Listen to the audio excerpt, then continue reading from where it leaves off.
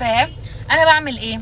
طبعا احنا ما ينفعش نمشي بشعرنا مزيت او ملزق، فانا قبل الشاور اللي انا باخده بقوم حاطه منه وبسيبه على شعري 3-4 ساعات، وبعد كده اقوم غسلاه. دي رولز، ده روتين الطبيعي بتاع اي بنت. طبعا البيبي هير عندي طلع بيتقل الشعر، بيقلل تساقط وبيطوله، لان بصوا ال 33 عنصر اللي موجودين فيه ده هم دول اساس الشعرايه.